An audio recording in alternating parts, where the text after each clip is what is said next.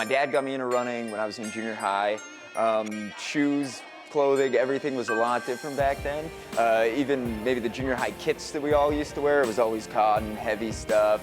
And actually getting into shoes at the time, I really didn't care what I ran in. I just kind of got anything. I actually wore my dad's old shoes, which fit wasn't that great. They were quite heavy, and they were actually pink, which was a bit weird.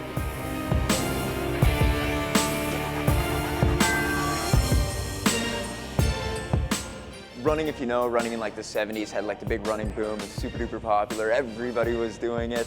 Not that it had a lull, but we weren't really getting that many new people out running. It wasn't that popular of a sport. There's always something new popping up. Now we're seeing another big influx of people getting into running.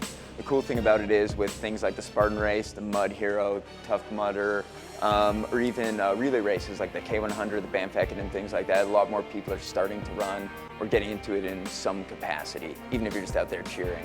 Running shoes have changed quite a bit over the years. This is obviously quite a long time ago. We're talking 80s and 90s. Just the aesthetics have changed quite obviously, which is nice to see. A little bit brighter colors, lighter weight materials are being used, which is cool. But even just the actual design of the midsole.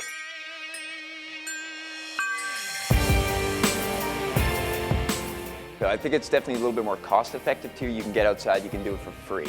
You buy a pair of shoes for $100, a little bit cheaper than a gym membership. And it's more of a social thing as well too, which is the thing I really like. You notice a lot more running groups popping up all around the city. I know a lot of stores do quite well with them. And it's nice because you can meet new people, especially moving into a new city. I know a lot of people. I've made actually quite a lot of good friends because of that. In the 2000s, you started seeing a little bit lighter weight shoes, different technology through the midsole. They did get quite a bit lighter compared to the shoe that we did just see, but a little bit more technology, a little more call-outs through the midsole, things like Absorb. It's actually a foam rubber mixture that takes the impact and returns the energy.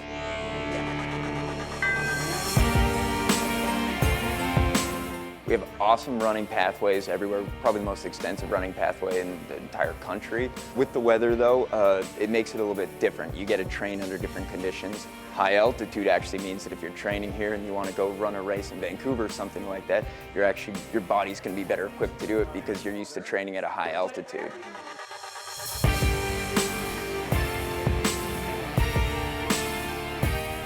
Then shoes like this came out. This is actually the newest 1080. It's the version 4. It actually came with a completely different look, a completely different underfoot feel than a lot of shoes have in the past. But what running shoes are doing nowadays is they're actually dropping the ramp angles. So the heel to toe offset used to be a 12mm drop, which is a little bit of a ramp angle, bit of a higher heel. Now they're actually dropping that heel a couple millimeters to stop a negative heel strike. They're getting quite a bit lighter. This shoe's actually about 2 ounces lighter than a lot of the stuff that we did just look at, and that's through little new pieces of technology like N2. Having the bright colors, they used to be really popular actually back in the 70s, back in the 80s, and they're starting to see a resurgence right now too, which is really cool to see because they're a lot more fun to wear and definitely more interesting.